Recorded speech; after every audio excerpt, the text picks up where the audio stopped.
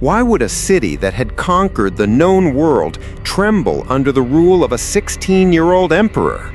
This was the question that haunted Rome in the year 54 AD, the year Nero Claudius Caesar ascended to the throne. At first glance, he was a boy, barely out of adolescence, tutored in philosophy and rhetoric, yet thrust into a role that demanded the temperament of a seasoned general. But the empire he inherited was no ordinary kingdom. It was a vast machine, a web of legions, governors, senators, and citizens, all bound together by law, loyalty, and fear.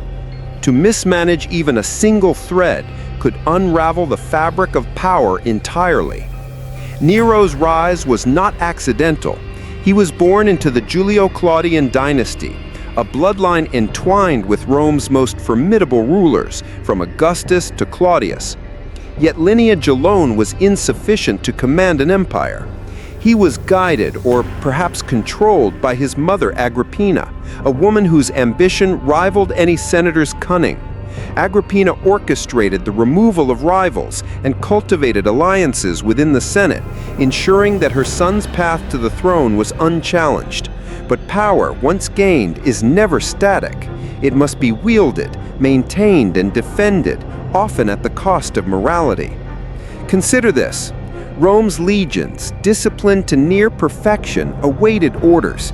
Each soldier understood the stakes, trained to act with precision in the chaos of battle. How would a boy emperor balance the demands of war with the seductions of palace intrigue? Nero's predecessors had walked this line with varying success.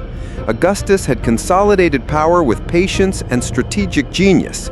Tiberius had navigated treacherous politics with calculated restraint. Claudius had survived the lethal ambitions of those around him. Now the mantle of leadership rested on young shoulders, and every decision, however small, carried the weight of life and death across provinces stretching from Britannia to Judea. Nero's early reign was a study in contrasts. On one hand, he displayed an intellect and sensitivity that suggested the potential for greatness. Tutors like Seneca attempted to mold him into a philosopher king, emphasizing virtue, temperance, and reasoned judgment. Yet beneath the veneer of youthful curiosity lay impulses that would define his legacy: a thirst for admiration, an obsession with performance, and a willingness to eliminate obstacles with ruthless efficiency. Personal ambition collided with imperial responsibility, and the consequences would soon ripple through every corner of the empire. Strategically, the empire stood on a knife's edge. In the east, the Parthians maintained a vigilant and aggressive stance, testing Rome's frontier defenses. In the north, tribal confederations in Germania watched for weakness. Internal unrest simmered among conquered peoples. Taxes, garrisons, and local governors imposed strict controls that could ignite rebellion at the slightest provocation. Nero's task was not merely ceremonial, it was tactical. Every decree, every movement of troops, every political alliance had the potential to stabilize or destabilize centuries of accumulated Roman power. And yet the very machinery designed to maintain control, senators, advisors, generals, was also a source of constant pressure, each with their own ambitions and potential betrayals. From the first days of his rule, signs of conflict emerged. Decisions that should have been simple became complicated by the interplay of personalities and ambitions. Take, for example, the death of Claudius. Rumors suggest Agrippina may have hastened her husband's demise to secure Nero's position. Whether poison or natural causes, the outcome was clear. The empire now had a new master. The question that historians have long debated is simple but profound. Could a young, inexperienced emperor manage an empire built on decades of calculated strategy and brutal enforcement? And yet, it was not military campaigns alone that defined Nero's early reign. Political theater, cultural projects, and personal indulgences began to take precedence. The foundations of the empire, Roads, aqueducts, military forts required attention and oversight. Provinces demanded governors capable of responding swiftly to rebellion, famine, or incursion. Every delay, every misstep presented strategic openings for Rome's enemies. It is in these early decisions that the seeds of future calamities were sown. What the young emperor did not yet understand was that leadership in Rome was not merely about prestige, it was about survival, influence, and tactical mastery. Nero's court was a labyrinth of intrigue. Senators whispered in shadowed corridors. Advisors plotted to influence the emperor's decisions. Even his closest companions, drawn by promises of reward or fearful of reprisal, engaged in subtle power plays. Agrippina herself, once the guiding hand behind Nero's ascent, would later find herself in opposition to the very son she had elevated. Each relationship was a battlefield, and each choice was a maneuver with real consequences. Consider the calculus. One wrong word, one unheeded warning, one delayed order could result in revolt, assassination, or the collapse of authority. The stakes were absolute. As the young emperor took command, the contrast between potential and peril was stark. On one side lay the might of Rome, a network of legions and generals, the accumulated wisdom of centuries, the wealth of the Mediterranean world. On the other side stood the fragility of human judgment, ambition untempered by experience, and the relentless scrutiny of a populace that revered and feared its leaders in equal measure. It was a delicate balance, and history would record whether Nero could maintain it or whether the empire would pay the ultimate price. Archaeological evidence reminds us of this fragile tension. Inscriptions, coins, and monumental architecture from the period capture both the grandeur and the uncertainty of Nero's reign. They reveal a ruler attempting to assert authority through spectacle and innovation, yet also hint at underlying instability.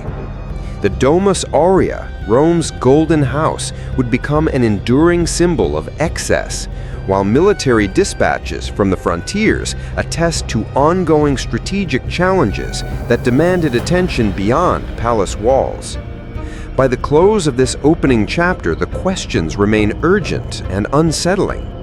Could a boy emperor master the intricacies of an empire built on discipline, loyalty, and calculated terror?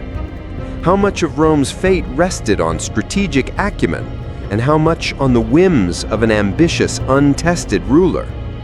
As we move into the next stage of our story, we will examine the very machinery that made Rome invincible, the legions themselves, and explore how Nero's choices would interact with forces far greater than himself. Consider for a moment what you would have done if you were in his place, entrusted with an empire of legions, provinces, and centuries of legacy, but surrounded by ambition, danger, and expectation. Unknown to Nero, the real challenge was just beginning. The empire that seemed secure in its discipline and strength would soon face decisions that would test loyalty, courage, and judgment to their limits. And in the shadows of political maneuvering and military oversight, a single misstep by the young emperor could ignite consequences that would echo through history. This is the world into which Nero stepped, a world poised between triumph and disaster, and one where the lessons of strategy, leadership, and human ambition would unfold in full measure. Why did Rome conquer the world while others failed? The answer lies not in luck or wealth, but in a military system so disciplined and strategic that it became the backbone of an empire. To understand Nero's reign, we must first understand the machine he inherited, the Roman legions, a force honed by centuries of warfare, innovation, and sheer ruthlessness. And yet, even a perfect machine requires a master to guide it. Nero, barely 16, faced the monumental task of directing an army that stretched across 3 continents, confronting enemies from Britain to the deserts of Syria. Could he wield this power wisely, or would inexperience allow cracks to form in Rome's armor? The Roman legion was a marvel of organization. Each legion consisted of approximately 5,000 soldiers, divided into cohorts of 480 men, further subdivided into centuries led by centurions. These centurions were not ceremonial figures, they were the spine of Rome's tactical structure. Their authority was absolute within the century, and their judgment could mean life or death on the battlefield. Discipline was drilled into every soldier from the moment he donned his armor. Marching for miles in full kit, training with the gladius and pilum, enduring harsh winters and blistering summers, Roman soldiers were forged into instruments of war that responded to commands with almost mechanical precision. Consider the logistical complexity of maintaining such an army. Rome did not rely solely on brute force. It relied on infrastructure. Roads, aqueducts, forts, and supply depots allowed legions to march swiftly and strike decisively. Scouts and intelligence networks provided information about enemy movements, terrain, and local politics. This intelligence allowed commanders to anticipate ambushes, coordinate maneuvers, and execute strategies that smaller, less organized forces could never hope to match. It is here, in the interplay of strategy and discipline, that the genius of Rome becomes apparent. But structure alone was insufficient without training and cohesion. Legionaries underwent daily exercises designed to simulate battlefield conditions, shield formations, thrusting drills, and mock skirmishes that built reflexive responses. The testudo, or tortoise formation, allowed soldiers to advance under a hail of projectiles, creating a moving wall of shields that few enemies could penetrate. In siege warfare, Roman ingenuity was unmatched. Battering rams, siege towers, and artillery like ballistae gave them the tools to breach even the most formidable fortifications. The battlefield was a chessboard, and each soldier a meticulously placed piece. Yet even with discipline and technology, leadership remained paramount. Centurions and commanders enforced rules with brutal consistency. Punishments for failure were severe. Retreat without orders, cowardice, or insubordination often meant execution. But these measures were not mere cruelty, they were strategic imperatives. Every man in the legion understood that survival depended on collective action, trust, and adherence to orders. Individual valor mattered, but the cohesion of the unit mattered more. The Roman army was not a mob, it was a machine, capable of orchestrated violence on a scale unmatched in the ancient world. Nero's relationship with this military machine was complex. He inherited a system capable of conquering Gaul, Britannia, and Germania, yet his attention was often diverted to courtly pursuits, art, and personal indulgence. Advisors like Burrus, the Praetorian prefect, and Seneca attempted to ensure that the legions remained disciplined and loyal, aware that even minor mismanagement could lead to catastrophic uprisings. The emperor's absence from military campaigns did not prevent scrutiny. Commanders at the front lines had to anticipate threats and maintain initiative, all while navigating political expectations from Rome itself. Tactically, the legions excelled in flexibility. Unlike the massed armies of Parthia or the loosely organized Germanic tribes, Roman units could adapt to terrain and enemy behavior. Skirmishing units screened the main force, cavalry executed flanking maneuvers, and reserves could be deployed to exploit weaknesses.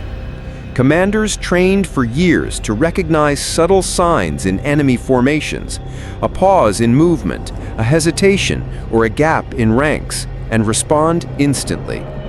This capacity for observation, rapid adaptation, and coordinated action turned battles into exercises of both intellect and endurance. Let us examine a hypothetical scenario to understand the stakes. A legionary cohort faces an ambush in dense woodland. Without the discipline ingrained through months of training, panic spreads. Shields falter, formations collapse, and the enemy overwhelms the unit. With discipline, however, the soldiers form a defensive circle, protect their standards, and await reinforcements. The difference is not merely survival, it is victory or annihilation. And it is precisely this reliability that allowed Rome to hold distant provinces, suppress rebellions, and project power across vast distances. Leadership within this system was also a matter of personal risk. Centurions often led from the front, exposing themselves to danger to inspire loyalty and maintain morale. Commanders who miscalculated faced not only military failure, but political repercussions, as Rome's political machine closely scrutinized campaigns. The emperor's decisions could amplify or mitigate these risks. Under Nero, attention to military oversight fluctuated. While capable commanders maintained the empire's borders, there were pockets of unrest that went unnoticed, seeds of rebellion that would later flourish into crises like Boudicca's revolt in Britannia. But military might was not simply about confrontation with enemies. It was a tool of governance. Legions were stationed in provinces not only to defend, but to enforce Roman law, collect taxes, and integrate conquered peoples. Soldiers acted as agents of cultural influence, spreading Roman practices, language, and order. A legion's presence deterred rebellion, but it also bound local elites to Rome's authority, creating a network of loyalty reinforced by discipline and intimidation alike. In effect, the legion served as both sword and glue, simultaneously defending and consolidating the empire. Technological innovation also reinforced Rome's dominance. Engineers within the army constructed bridges, siege engines, and fortifications with remarkable speed. Ballistae could hurl massive projectiles with precision. On the battlefield, these machines turned the tide against numerically superior foes. Roman artillery required coordination and calculation, a mathematical approach to war that combined physics, training, and tactical awareness. The legions were not only soldiers, they were engineers, strategists, and masters of organized violence. Despite these advantages, even the perfect army could falter without competent oversight. Nero's early reign illustrates this tension. His focus on artistic pursuits and political theatrics created gaps in strategic awareness. Governors and generals had to make independent decisions to maintain stability, a double-edged sword that offered flexibility but risked disunity. The emperor's absence from military matters was mitigated by loyal commanders, but it also highlighted how centralized oversight remained critical. In essence, Rome's military machine was resilient, but not infallible, a lesson that would echo throughout Nero's reign. Personal investment in the army was crucial for morale. Soldiers needed to believe in the competence and authority of their commander, and they judged Nero's leadership in ways both subtle and profound. Gifts, honors, and public recognition reinforced loyalty, while neglect or indulgence could erode it. Here, personal drama intersected with strategic imperatives. The young emperor's attention, or inattention, could alter the cohesion of legions thousands of miles away. Leadership in Rome was as much psychological as it was tactical. As we trace the contours of the Roman military machine, a strategic question emerges. Could Nero balance the demands of empire with the human and mechanical intricacies of his legions? The army was formidable, disciplined, and innovative, but it required guidance, foresight, and presence. Missteps in political judgment or personal indulgence had the potential to weaken this machinery from within. And in a world where enemies watched for hesitation, where even a single provincial revolt could cascade into wider conflict. The stakes were nothing short of existential. In this context, understanding Rome's military system provides insight into the challenges Nero faced. The legions were not merely tools, they were living extensions of strategy and statecraft. Their discipline reflected centuries of experience, their formations a testament to human ingenuity, and their loyalty a measure of the emperor's personal influence. And yet, history would reveal that even this extraordinary apparatus was vulnerable when leadership faltered, when attention wavered, and when the human element, ambition, fear, desire, interfered with tactical execution. As the empire stood on the edge of both opportunity and peril, the Roman military machine was poised to act as the arbiter of survival or destruction. The legions, with their centuries of accumulated expertise, awaited direction from the young emperor. Their readiness was absolute, their precision unmatched. Yet the question remained, would Nero's choices harness this power effectively? Or would the very machine that had made Rome invincible be stretched beyond its limits by inexperience, indulgence, and political distraction? Consider for a moment, if you were in command of this unparalleled force, what decisions would you make, and at what cost? In the next chapter, we will examine a pivotal confrontation in the provinces where the legion's discipline met the chaos of rebellion. It was here that strategic thinking, battlefield tactics, and personal judgment intersected in ways that would define the empire's future and reveal the consequences of an emperor's choices. Why did a small island province erupt into flames despite Rome's overwhelming power?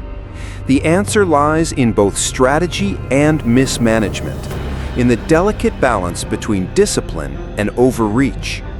By 60 AD, Britannia had been under Roman control for nearly 2 decades, yet the seeds of rebellion were quietly sprouting.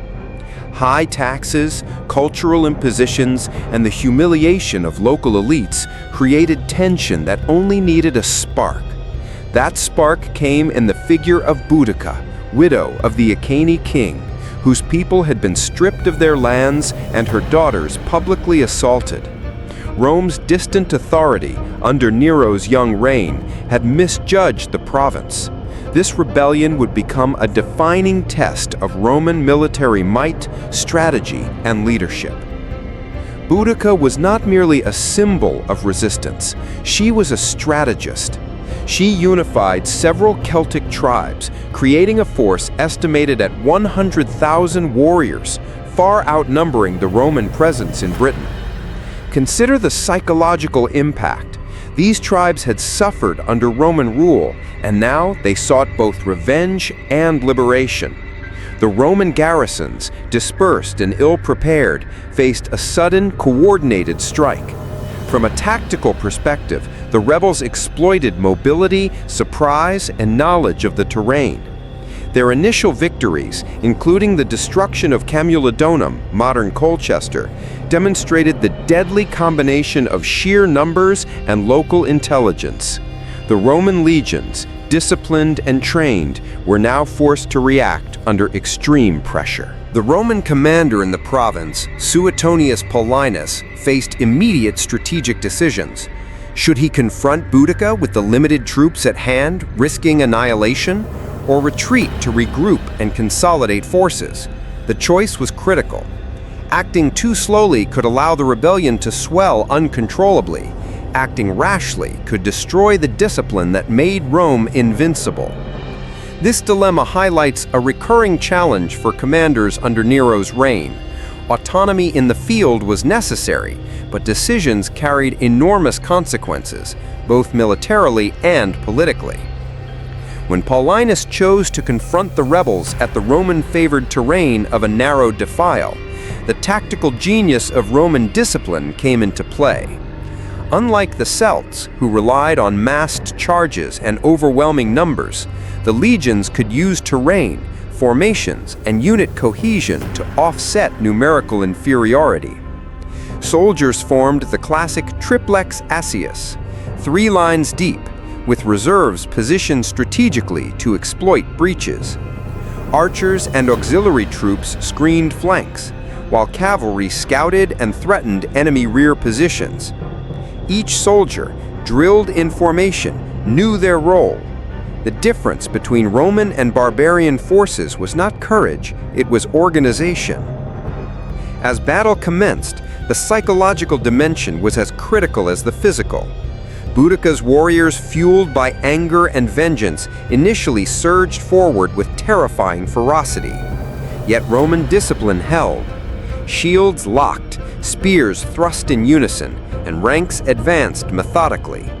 Centurions moved through the lines, correcting gaps and maintaining cohesion under pressure.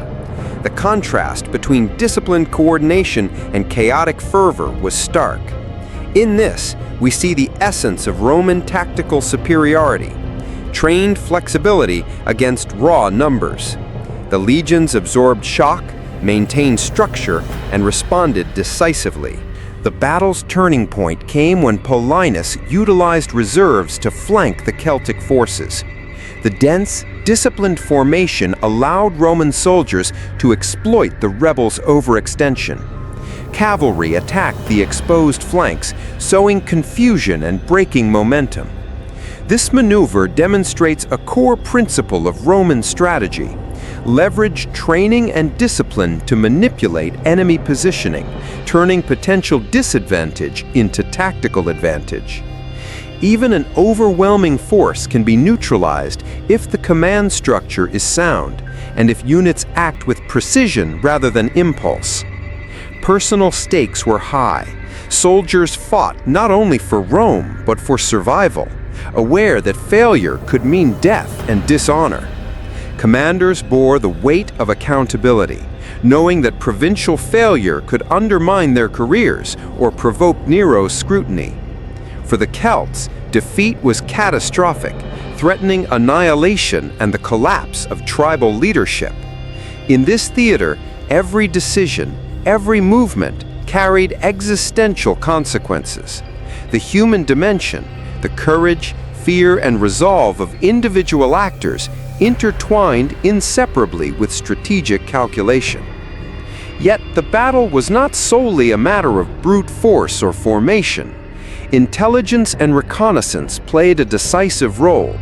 Scouts identified the narrow battlefield, allowing Paulinus to choose terrain that maximized Roman strengths and minimized exposure to the rebels' numbers. Historical accounts, corroborated by archaeological evidence, indicate that Roman fortifications and field positioning significantly contributed to the outcome. Even in provinces far from Rome, tactical foresight could dictate the difference between survival and collapse. The lesson is timeless. Preparation, observation, and terrain mastery often outweigh numerical advantage. The climax of the confrontation was devastating for Boudicca's forces. Historical accounts suggest tens of thousands of rebels were killed, while Roman casualties remained comparatively low. The victory was not only a testament to discipline and tactical ingenuity, but also a stark demonstration of the consequences of mismanagement and rebellion against Rome. From Nero's distant throne, the revolt's initial success had underscored the dangers of neglecting provincial oversight. Though the empire would survive, the rebellion illuminated vulnerabilities inherent even in a disciplined military machine. Strategically, the suppression of Boudicca's revolt reinforced several key lessons. First, leadership must be attentive to both military and political realities. Absence or neglect at the top can precipitate crises at the front. Second, discipline, training, and cohesion are force multipliers that can neutralize numerical superiority. Third, Terrain selection, reserves, and flexible formations are critical to tactical success. And fourth, personal courage and stakes, both for soldiers and commanders, shape outcomes in ways that extend beyond strategy alone. History here is not abstract. It is a series of decisions, human reactions, and calculated risks. Archaeological evidence supports these historical narratives. Sites like Colchester reveal destruction layers consistent with Roman accounts of Boudicca's campaign, while finds of weaponry and defensive earthworks illustrate the tactical measures employed by both sides.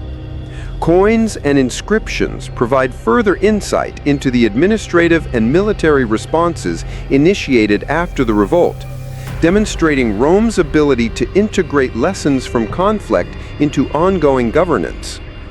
These remnants allow us to reconstruct not only the battles themselves, but the interplay of strategy, discipline, and human psychology that determined the outcome. For Nero, the rebellion was a distant drama with direct implications. Though he did not command in the field, the revolt highlighted the dependency of the empire on competent generals and disciplined troops. It underscored the importance of political oversight and the dangers of neglecting the provinces. More subtly, it demonstrated the limitations of centralized authority when it was exercised inconsistently or distracted by personal indulgence. The legions could win battles, but the emperor's decisions, or inattention, could shape the broader trajectory of the empire's stability. Consider the strategic question posed by this episode. If you were the provincial commander, facing overwhelming numbers, limited reinforcements, and a politically inattentive emperor, how would you act? Would you risk open confrontation to assert authority, or adopt a defensive posture and preserve your forces? The answer is neither simple nor abstract. Each choice carried consequences that extended beyond the battlefield, affecting local populations, imperial politics, and the career of every officer involved. In this interplay of human decision and military precision, we see the dual nature of Rome's strength: organized, disciplined, and yet dependent on the judgment of individual leaders.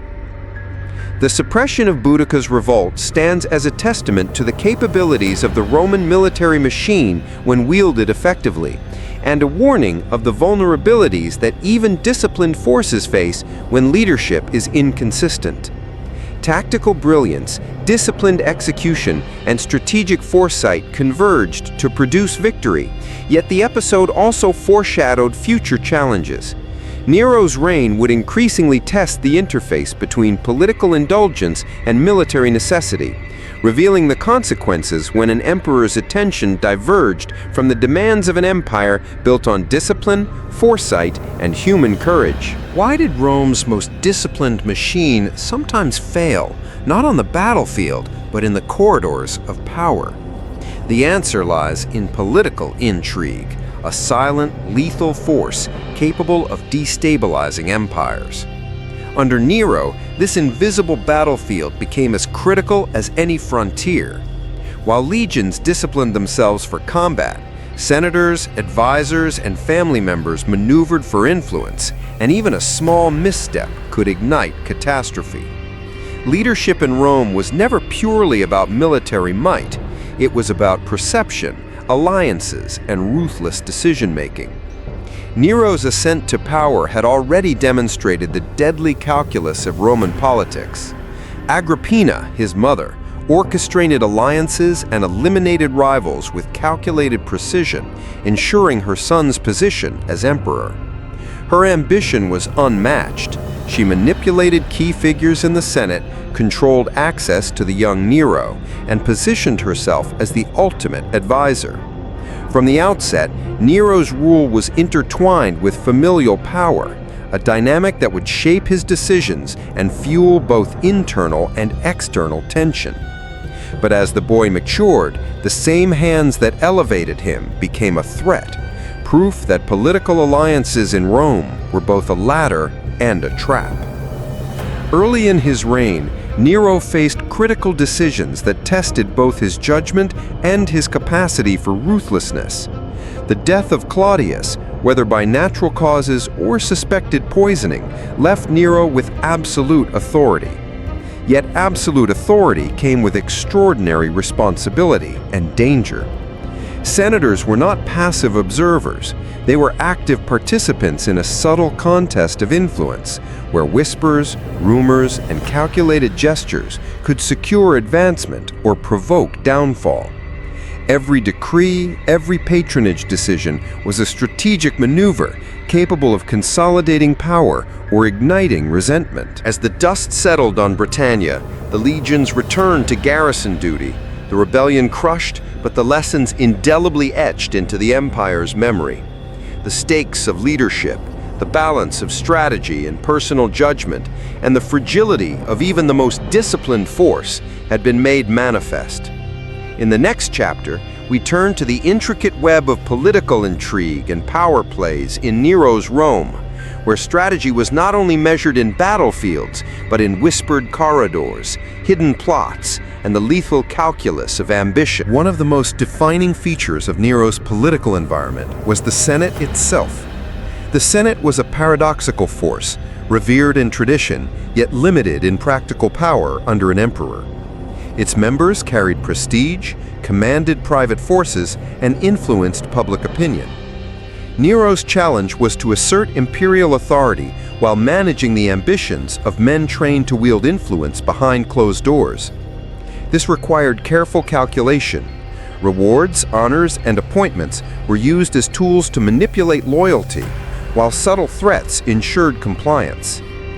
Political acumen became as vital as military expertise in maintaining the empire's stability. The relationship between Nero and his advisors provides a window into the interplay of power and influence. Seneca, the philosopher, sought to guide the emperor toward reasoned judgment, emphasizing restraint and ethical leadership. Burrus, the Praetorian prefect, ensured military loyalty and discipline, guarding the emperor against immediate threats.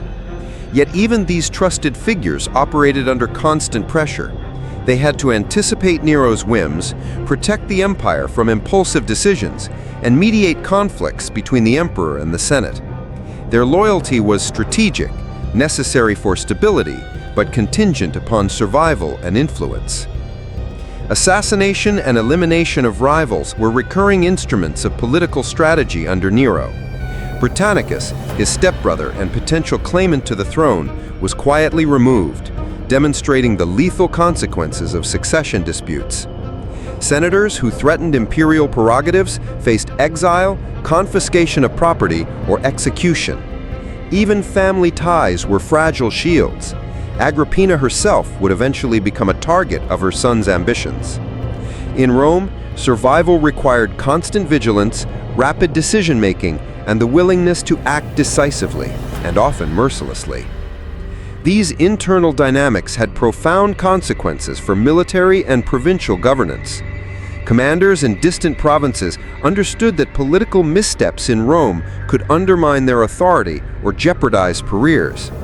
A governor who mismanaged troops or delayed a response risked both military failure and political punishment.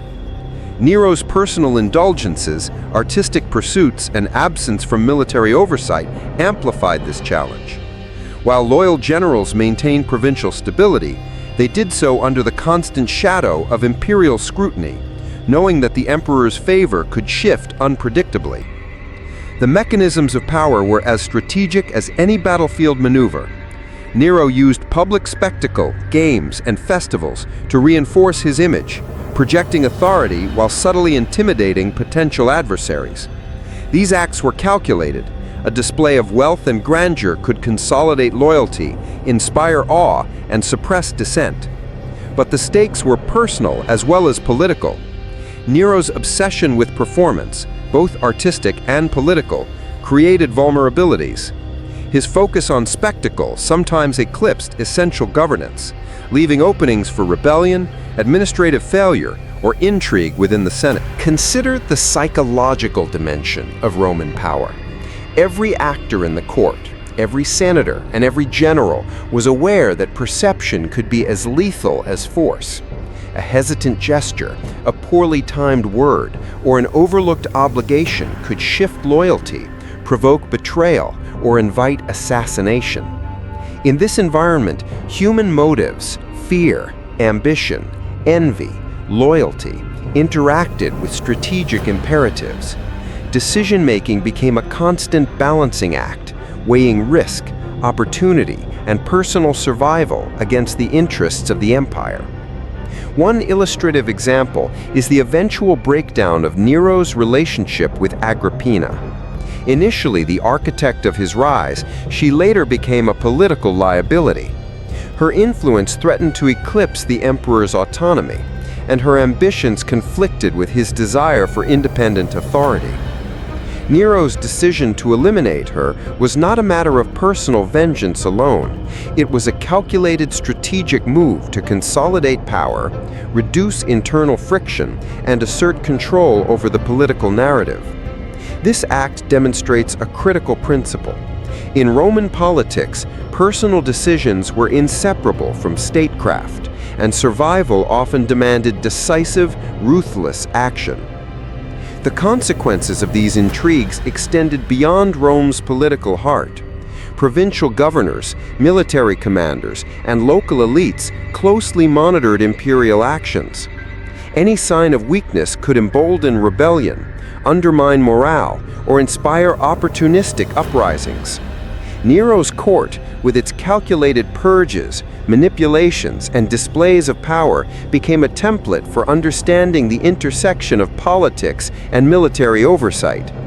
The emperor's choices were inseparable from the empire's stability, illustrating that leadership required mastery of both human behavior and strategic foresight. Archaeological evidence underscores these dynamics. Coins, inscriptions, and monumental constructions convey both grandeur and warning. Inscriptions commemorate victories, honor loyal senators, or assert authority, serving as tangible instruments of propaganda and control. The architecture of the period, particularly in Rome, reflects a combination of political statement and practical oversight, designed to impress, intimidate, and enforce hierarchy. These artifacts reveal the calculated nature of Nero's political environment and the tangible impact of personal decisions on the empire's trajectory. Strategically, Nero's court illustrates enduring lessons in leadership. First, power must be maintained not only through force, but through perception, alliance, and timely action. Second, central authority requires constant engagement. Absence or distraction can create openings for instability. Third, the interplay of personal ambition and state interests can be both a source of innovation and a trigger for catastrophe. And fourth, survival in political arenas often requires decisiveness, foresight, and occasionally ruthless pragmatism. Ultimately, Nero's political intrigues were inseparable from his military and administrative challenges. Decisions made in shadowed halls reverberated across provinces, influencing troop loyalty, governance, and imperial stability.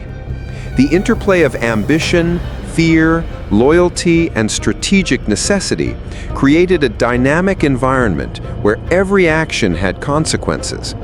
Senators, generals, and provincial leaders operated in a constant calculus of risk and opportunity, guided by both reason and intuition. In this environment, the emperor's role was not ceremonial.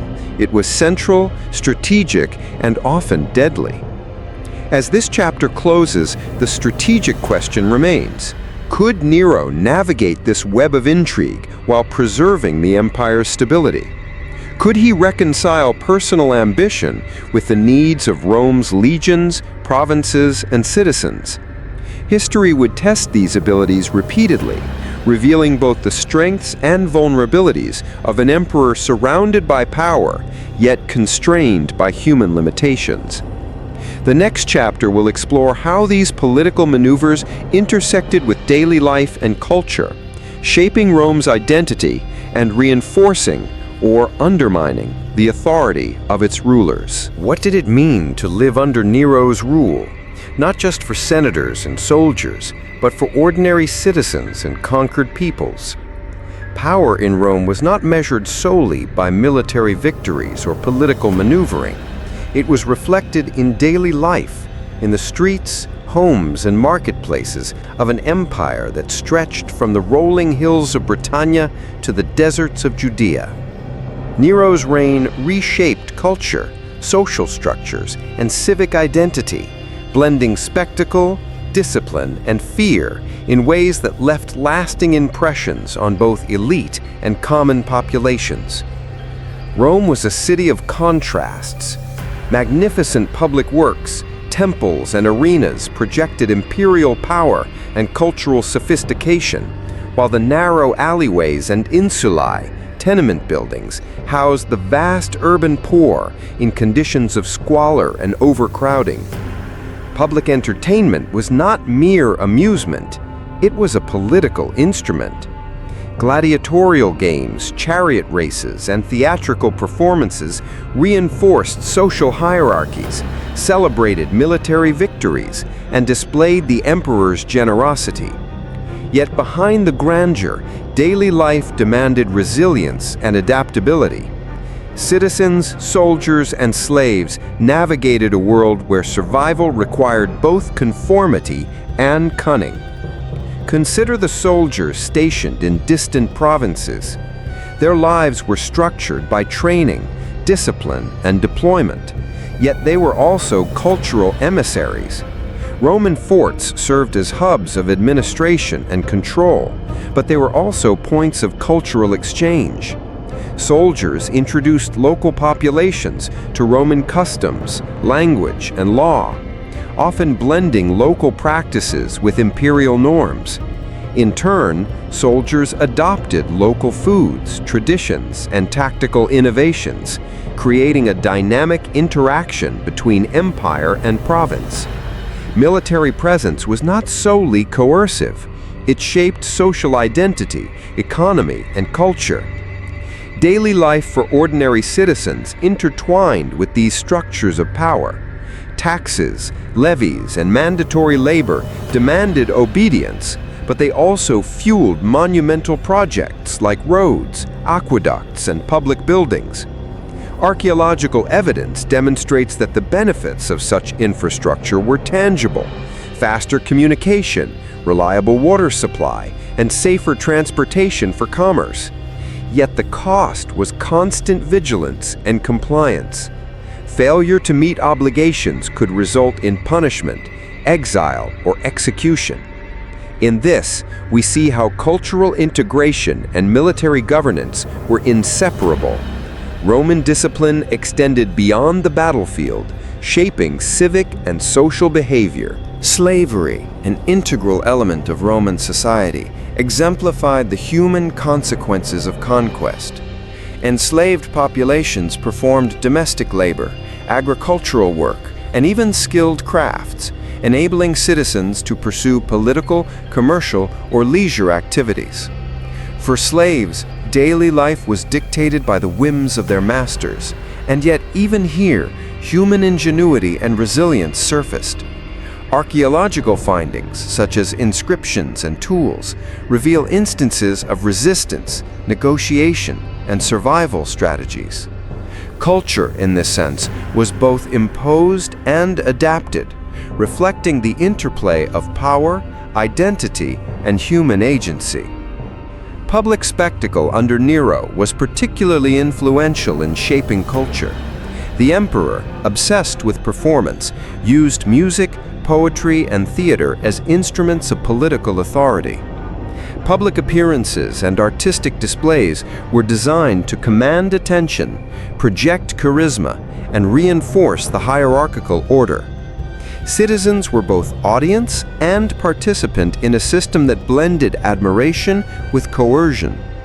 The subtle lesson was clear. Culture was a tool of governance, capable of inspiring loyalty, masking instability, and shaping collective identity across an empire of millions.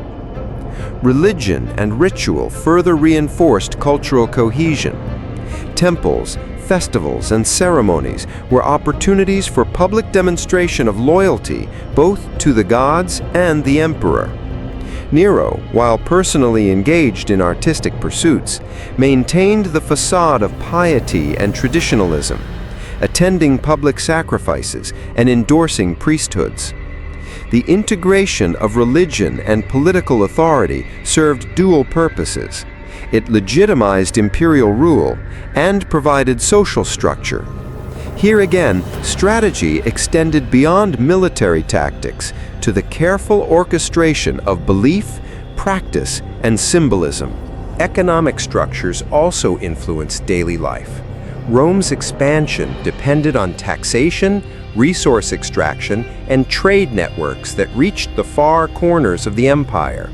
Citizens and provincial elites alike navigated complex systems of tribute, commerce, and currency. Coins minted under Nero were not merely currency, they were instruments of propaganda, circulating images of imperial authority, military victories, and cultural achievements. The economy was both lifeblood and leash. It provided opportunity, yet reinforced hierarchy and dependence on the emperor's favor. The psychological dimension of daily life under Nero was significant. Fear, respect, and admiration coexisted, creating a climate of tension and performance. Citizens were aware of the emperor's power and the consequences of dissent, yet also participants in a culture that rewarded loyalty, artistic excellence, and civic engagement. The interplay between coercion and persuasion, fear and admiration, created a population attuned to both opportunity and danger. Here, the emperor's personal temperament, capricious, ambitious, and performative, directly shaped the rhythms of daily life. In provinces like Britannia or Judea, Roman cultural policies were equally influential. Conquered populations were integrated through law, administration, and cultural incentives. Governors established legal systems reflecting Roman norms, while military presence ensured compliance and stability. Yet local traditions were often preserved and adapted, creating hybrid cultural landscapes. This dual strategy, control through discipline, integration through adaptation, was central to sustaining an empire spanning diverse peoples, languages, and geographies. The legions were instruments of both force and cultural transmission. Education and philosophy also played a role in elite culture. Young nobles were tutored in rhetoric, law, and ethics, preparing them for roles in governance or military command. Nero himself was tutored by Seneca, reflecting the ideal of a philosopher-emperor trained in reason and virtue. Yet human nature complicated ideals. Ambition, desire, and personal indulgence frequently undermined philosophical training. The contrast between educational aspiration and lived behavior highlights the tension between culture and individual agency, a tension that would define much of Nero's reign. The urban landscape of Rome itself reflected both power and daily life. Aqueducts brought water to public fountains and private homes, while roads facilitated commerce, military logistics, and administrative communication. Public baths, forums, and marketplaces were centers of social interaction, economic activity, and political discourse. These spaces were arenas of negotiation, persuasion, and observation, where citizens, soldiers, and officials interacted daily, and where social hierarchies were both reinforced and challenged. Culture in Rome was tangible, built, performative, and lived. Yet not all cultural influence was positive. The emperor's indulgences, extravagance, and obsession with spectacle could destabilize perceptions of authority. The construction of Domus Aurea, Rome's golden house, exemplified the tension between grandeur and excess. While architectural achievement demonstrated technical mastery and imperial vision, It also drew criticism and resentment from citizens burdened by taxes and labor.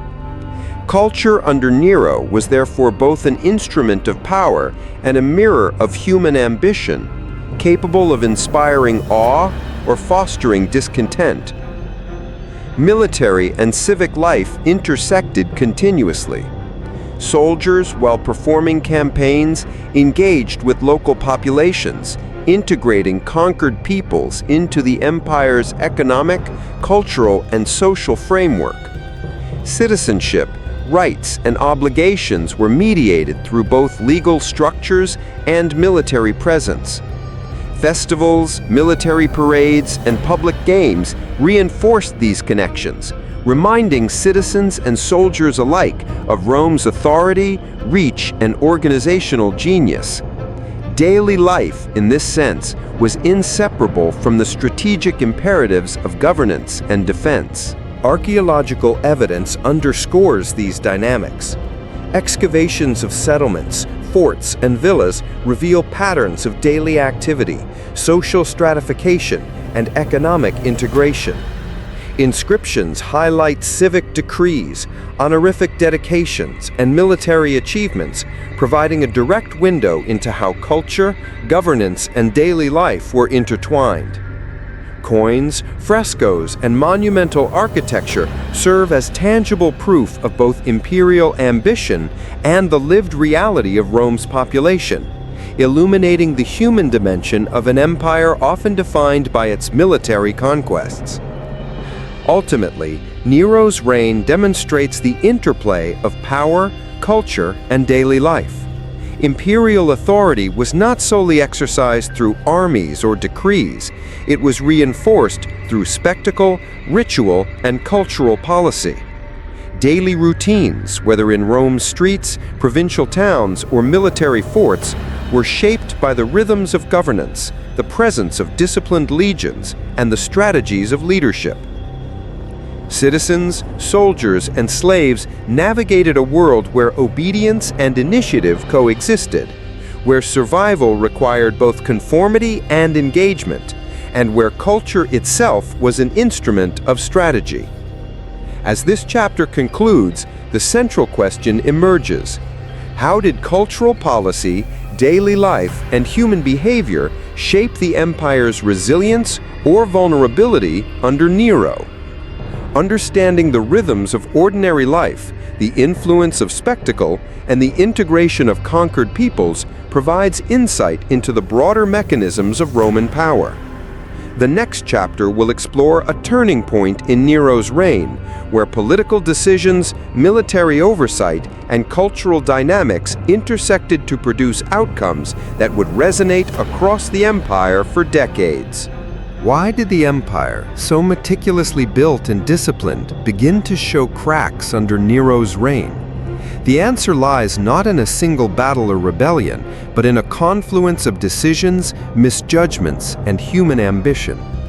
By the mid-60s AD, Rome faced internal unrest, provincial instability, and the escalating consequences of an emperor more concerned with spectacle than governance. The turning point was subtle at first, a series of miscalculations, small rebellions, and political gambits, but it would have lasting implications for the stability of the empire. The first sign of strain emerged in the provinces. Though the legions remained disciplined, gaps in oversight began to appear. Governors, tasked with enforcing Roman authority and collecting taxes, often exercised considerable autonomy. Some acted with prudence, preserving order. Others abused power, provoking local unrest. The revolt of Boudica had been suppressed, yet tensions in Britannia and Gaul persisted. Distant territories required a combination of military vigilance and political sensitivity, and Nero's absence from these matters created openings for insurrection. The emperor's reliance on intermediaries like Seneca and Burrus could only mitigate, not prevent, the rising instability. At the heart of this turning point was Nero's personal indulgence, which increasingly collided with imperial necessity. His focus on artistic performance, games, and public spectacle diverted attention from governance.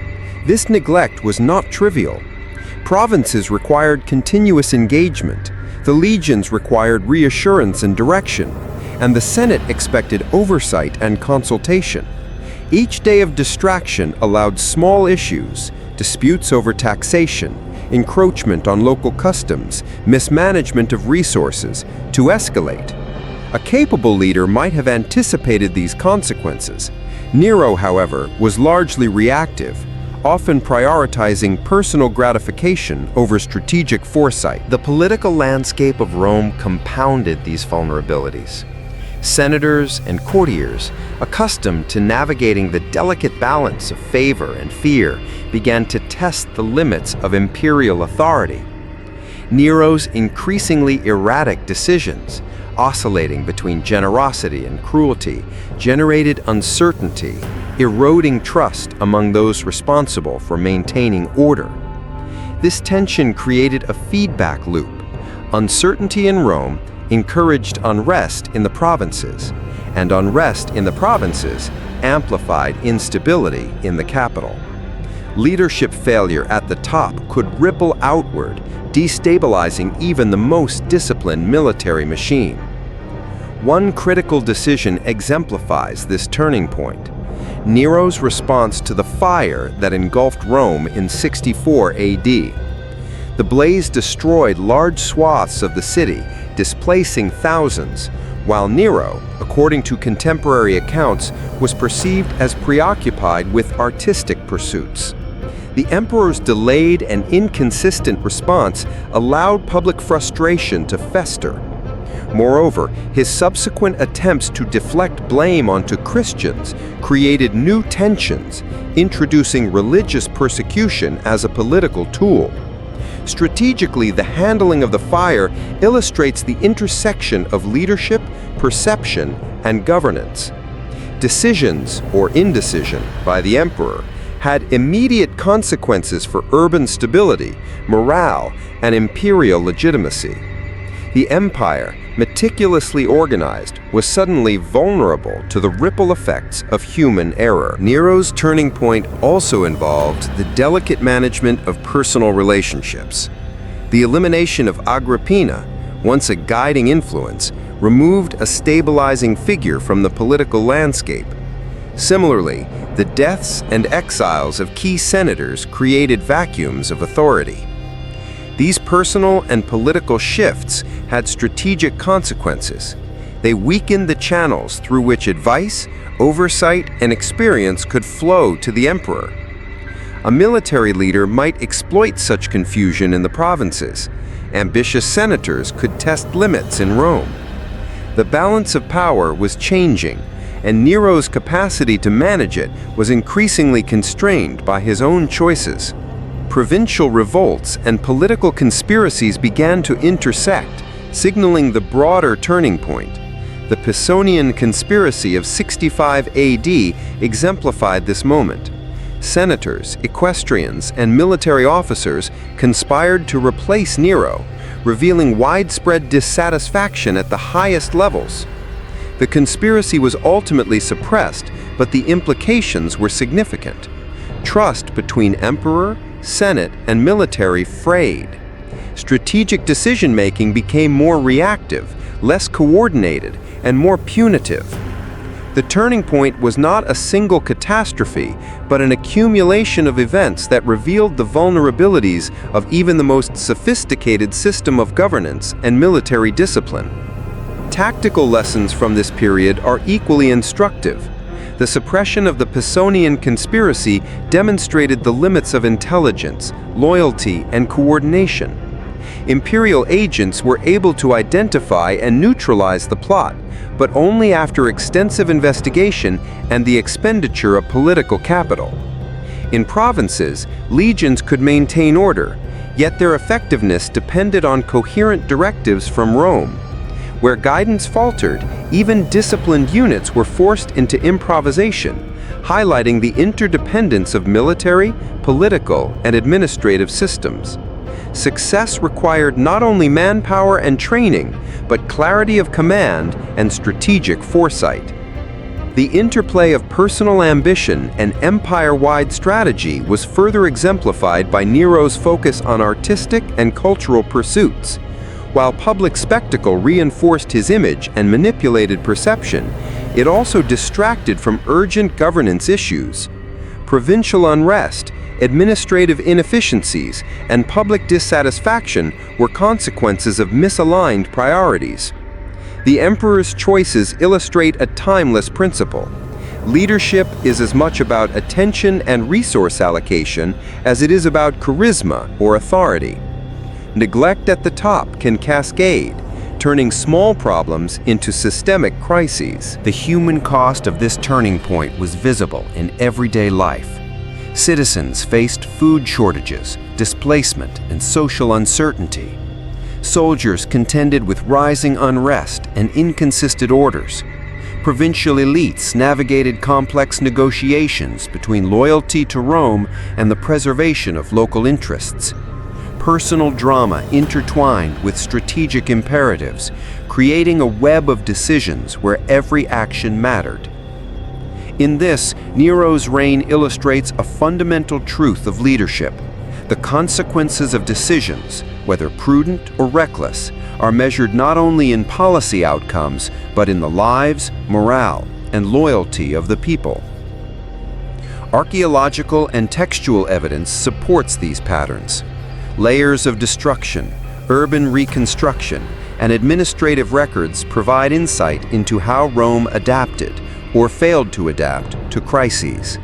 Coins, inscriptions, and letters reveal both the mechanisms of imperial response and the perception of authority by citizens and soldiers alike. The convergence of evidence demonstrates that the turning point was neither abstract nor inevitable. It was created by tangible decisions, human behavior, and the interplay of strategy, governance, and personal ambition. By the mid-60s AD, the empire faced multiple pressures simultaneously: political instability in Rome, unrest in provinces, and the consequences of personal indulgence by the emperor. The turning point was not a single event, but a culmination of misjudgments, reactive decision-making, and the limits of central authority. Even a disciplined military machine could not compensate for systemic weakness at the top. In this environment, strategic foresight, leadership presence, and human judgment became as crucial as legions, fortifications, and logistical networks. The strategic question for Nero, and for us as students of history, was stark. Could a leader balance personal ambition, cultural expression, and imperial responsibility while maintaining control over a vast, complex, and diverse empire? The choices made in this period would shape the trajectory of Rome, the stability of its provinces, and the fortunes of legions entrusted with enforcing imperial authority. The turning point was both a test of character and a demonstration of how even a seemingly invincible empire could be vulnerable to lapses in leadership and judgment. In retrospect, this period illustrates a fundamental principle of military and political strategy. Strength is multidimensional. Discipline, training, and technological superiority matter, but so do attention, oversight, and the human dimensions of loyalty, morale, and perception. The turning point in Nero's reign reveals how the interplay of personal indulgence, political intrigue, and provincial unrest can converge to challenge even the most formidable systems. The empire's resilience depended not only on legions or laws, but on the consistent application of leadership across every level of governance. As this chapter closes, we see the empire poised at a precarious threshold. Small decisions, whether administrative, military, or personal, carried profound consequences. The legions remained disciplined, the cities grand, and the political machinery functional, yet the coherence of leadership was weakening. Nero's turning point was a lesson in the fragility of complex systems. Even perfection in training and organization could be undermined by misaligned priorities, reactive governance, and human error. The next chapter will explore the consequences of these choices, both immediate and long-term, and how they reshaped the Roman Empire for generations. How did Nero's reign leave a mark not only on Rome, but on the trajectory of civilization itself? The consequences of his rule were multifaceted, blending military, political, cultural, and psychological dimensions. By the time Nero's reign ended in 68 AD, the empire had survived, yet it bore visible scars. Understanding these outcomes requires a close look at the military repercussions, political instability, social transformations, and the enduring lessons that resonate even in modern leadership and strategy. One immediate consequence was the destabilization of provincial governance. Nero's absence from direct oversight, coupled with reactive leadership during crises like the Great Fire of Rome, left provinces vulnerable. Local governors were often left to make independent decisions, balancing loyalty to Rome with the demands of their territories. In Britannia, Gaul, and Judea, unrest simmered despite military discipline. Rebellions became easier to ignite because provincial populations recognized gaps in authority. The suppression of uprisings relied heavily on the legion's professionalism, but even the most disciplined forces could not prevent the erosion of trust, morale, and cohesion among local communities. Militarily, Nero's reign highlighted both strengths and vulnerabilities. The legions demonstrated extraordinary discipline, strategic capability, and adaptability in the face of uprisings such as Boudicca's revolt. Tactical ingenuity, use of terrain, formation mastery, and disciplined response allowed Rome to prevail even when vastly outnumbered. Yet the reliance on individual commanders exposed a systemic weakness. The empire's success depended on competent leadership at multiple levels. When political instability or imperial distraction undermined oversight, even the most formidable military machine faced increased risk. This dynamic would echo in later crises of succession and frontier defense. Political consequences were profound and enduring. Nero's increasing indulgence, personal ambition, and erratic decision-making eroded trust between the emperor, senate, and military elite. The Pisonian conspiracy and subsequent purges revealed a dangerous pattern. Loyalty was conditional, authority fragile, and fear often replaced respect. Roman political culture, already complex, became more volatile. The empire learned that unchecked personal indulgence, even by a singularly powerful ruler, could destabilize the administrative apparatus and amplify the consequences of poor decisions. This period set a precedent for evaluating the relationship between executive authority, oversight, and institutional stability. Socially, Nero's reign had lasting effects on class dynamics and public perception. Citizens witnessed both grandeur and mismanagement.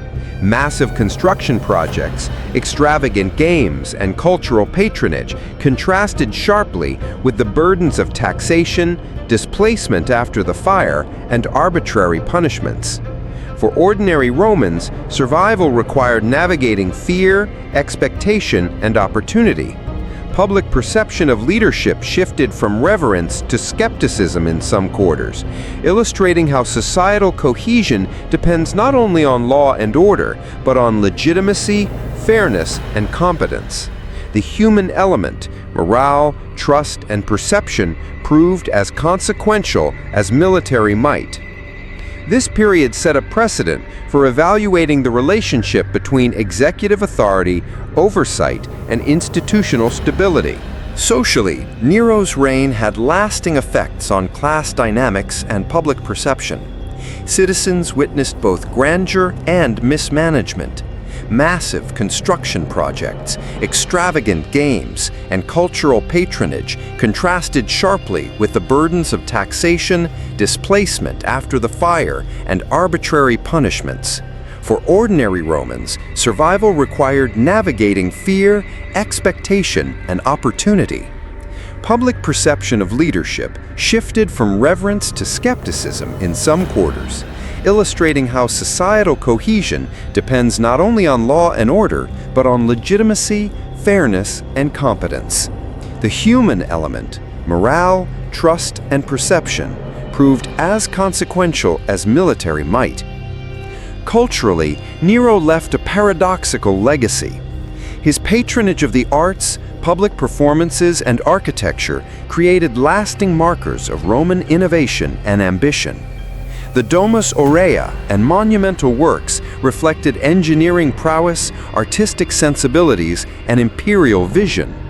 Yet these same achievements were symbols of excess, highlighting the emperor's misaligned priorities and public resentment.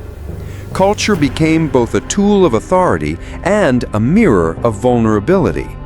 It could inspire loyalty, assert power, and integrate populations, but it could also alienate citizens and undermine political stability if mismanaged. The psychological consequences of Nero's rule were equally significant. Fear, loyalty, ambition, and distrust permeated the political and military spheres. Leaders operated under the constant awareness that misjudgment could result in exile, execution, or rebellion. Soldiers and provincial governors understood that imperial attention could be fleeting, that guidance might be inconsistent, and that survival often depended on personal initiative rather than central command. This environment fostered a culture of caution, opportunism, and tactical calculation, demonstrating how human behavior interacts with systems of power to influence long-term outcomes. Economically, Nero's reign created both infrastructure and burden. Extensive taxation, resource extraction, and administrative oversight funded public works, military campaigns, and cultural initiatives. Roads, aqueducts, and urban projects facilitated commerce, communication, and military logistics, advantages that endured for centuries. Yet the same systems imposed hardship on ordinary citizens and provincial populations, fueling resentment and undermining stability in certain regions. Strategic resource allocation, a core principle of effective leadership, was challenged by personal indulgence and reactive decision-making, illustrating the tangible consequences of misaligned priorities. Nero's handling of religion and minority populations also had long-term effects. The scapegoating of Christians after the Great Fire marked the beginning of a pattern of religious persecution, intertwining governance with moral and ideological control. While the immediate effect was suppression of dissent, the broader consequence was the creation of social fault lines that would influence Roman policy and cultural dynamics for generations. This episode underscores a key lesson. Strategic mismanagement of minority populations can create vulnerabilities that persist long after immediate crises are resolved. The emperor's personal indulgences had consequences beyond perception and culture. They affected leadership succession and institutional resilience. Nero's erratic behavior and failure to groom competent successors amplified instability. When his reign ended, a brief period of civil war, known as the Year of the Four Emperors, exposed systemic weaknesses in succession planning, loyalty structures, and imperial authority. The empire survived, but the event demonstrated that even a powerful system requires consistent, disciplined leadership and a clear mechanism for continuity. Leadership lapses, as Nero's reign shows, can magnify systemic risk exponentially. Strategically, these consequences reveal patterns relevant to both ancient and modern contexts. Discipline, training, and tactical superiority are necessary but insufficient for sustained stability. Leadership must integrate political acumen, human management, and long-term planning.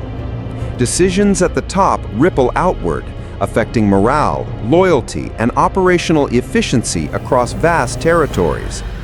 Nero's reign provides a case study in the interdependence of military, political, and social systems, and the ways in which human error, indulgence, and misjudgment can compromise even the most formidable structures.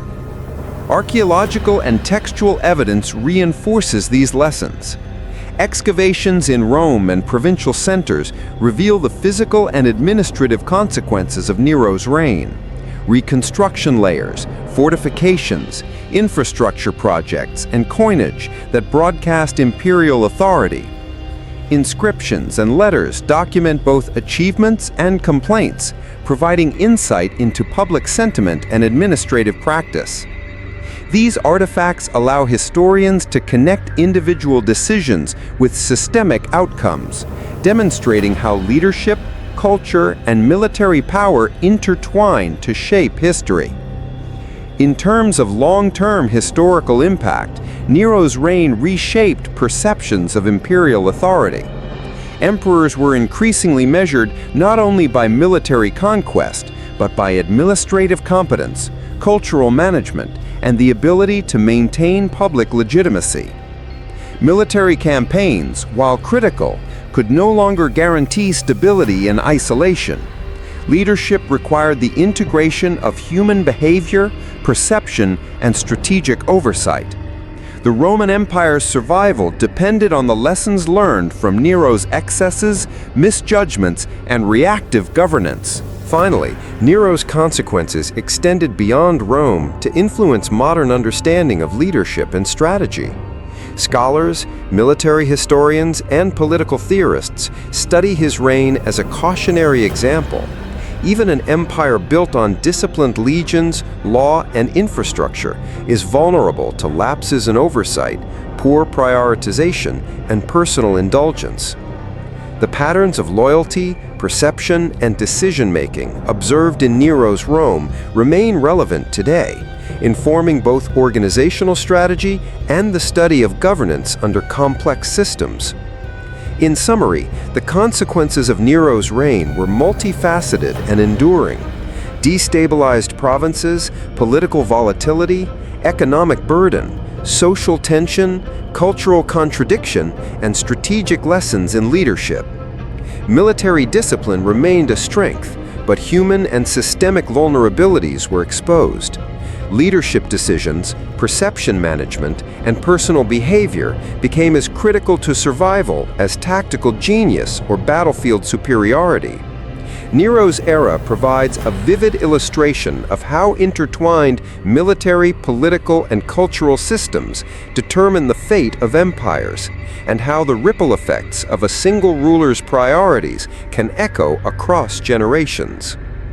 As we move toward the conclusion, the overarching question emerges: what lessons does Nero's reign provide for modern leadership, military strategy, and governance? By examining consequences from provincial unrest to cultural transformation, from human behavior to military efficacy, we gain insight into the enduring dynamics of power. The next chapter will synthesize these lessons, connect them to contemporary parallels, and explore what remains unresolved about the era's historical legacy. As we reach the end of Nero's story, it becomes clear that the emperor's reign is not simply a tale of excess, cruelty, or spectacle. It is a study in leadership, human behavior, and the delicate balance of power. From the disciplined legions to the ornate palaces, from the intrigues of the Senate to the streets of Rome, every layer of the empire was shaped by the decisions of one man and the ripple effects of his choices. The consequences of Nero's actions reverberated far beyond his lifetime, offering enduring lessons for leaders, strategists, and historians alike. Nero's reign demonstrates that military prowess alone cannot secure an empire. The legions were formidable, well-trained and disciplined, yet even these legendary forces could not compensate for lapses in governance, misaligned priorities, or failures in perception management. The turning points of his rule, the handling of the Great Fire, the Pisonian conspiracy, and provincial unrest, reveal that effective leadership requires more than tactical brilliance. It demands strategic foresight, continuous oversight, and an understanding of human motivation at every level. Soldiers can follow orders, but the empire depends on decisions made in the halls of power. Political stability, as Nero's reign illustrates, is fragile. The Senate, advisors, and provincial governors operated in a constant calculus of loyalty, fear, and ambition. Nero's indulgences and erratic behavior eroded trust, leaving both elite and ordinary populations uncertain and reactive. The mechanisms of governance, once precise, disciplined, and efficient, were strained under personal whim and distraction. Here lies a timeless lesson. Even the most sophisticated political institutions require consistent stewardship, clarity of vision, and alignment between personal priorities and systemic needs. Cultural impact, too, was inseparable from political and military consequences. Nero's patronage of the arts, monumental architecture, and public spectacle created both admiration and resentment. Culture served as both a tool of authority and a reflection of imperial character. In today's terms, we might consider this the power of public perception, messaging, and soft power. A leader who mismanages culture, messaging, or symbolic authority risks undermining legitimacy, regardless of tactical or structural competence. Nero's reign reminds us that perception and reality must align to maintain authority. The human dimension of Nero's rule is equally instructive. Fear, loyalty, ambition, and resentment shaped interactions across every stratum of society, from senators to slaves, from soldiers to merchants. Decisions had consequences not just for institutions, but for individuals navigating a complex and often dangerous web of expectations and obligations. Leadership, then and now, is as much about managing people, understanding incentives, and anticipating behavior as it is about deploying resources or executing strategy. Nero's failures and the crises they provoked underscore the importance of empathy, judgment, and foresight in sustaining large systems. Strategically, the consequences of Nero's reign reveal the interconnectedness of governance. Military, political, cultural, and economic systems are interdependent. Weakness in one area magnifies vulnerability in another. Provinces unruly, public morale unstable, political alliances fragile, these were not isolated issues, they were symptoms of broader systemic misalignment. Modern parallels are evident. Any organization, state, or military force that neglects coordination, foresight, or human factors risks cascading failures, regardless of technical strength. Archaeology, inscriptions, and historical accounts serve as both evidence and cautionary tale. They reveal the tangible impact of Nero's decisions, the rebuilding of Rome after the fire, the remnants of monumental architecture, the coins and decrees designed to project authority. Each artifact tells a story of ambition, miscalculation, and consequence, reminding us that history preserves lessons for those willing to study it carefully. Leadership is not measured solely by achievements. It is judged by sustainability, coherence, and the long-term consequences of action or inaction. In the end, Nero's legacy is paradoxical. He was a visionary, an artist, a master of spectacle, and yet also a cautionary example of how personal indulgence, misaligned priorities, and reactive leadership can destabilize even the most powerful systems. His reign challenges us to consider: how do leaders balance ambition with responsibility? How did decisions at the top ripple outward to shape entire societies? What lessons can modern military strategists, political leaders, and organizational planners draw from the rise and fall of one emperor? The story of Nero is not merely about the past. It is about the enduring principles of leadership, strategy, and human behavior. It teaches that discipline, structure, and talent are insufficient without foresight, empathy, and careful stewardship. It reminds us that perception and legitimacy are as critical as force and law. And it underscores that even the most formidable systems are vulnerable to the unpredictable complexities of human decision-making. As we close this chapter of Roman history, consider the questions Nero's reign raises for contemporary leaders. How do you balance personal ambition with institutional responsibility? How do you ensure that the systems under your control remain resilient against both internal and external pressures? And ultimately, how do you leave a legacy that endures rather than falters under the weight of its own complexity? These are the challenges that Nero faced, and they remain challenges for every leader who seeks to wield power wisely.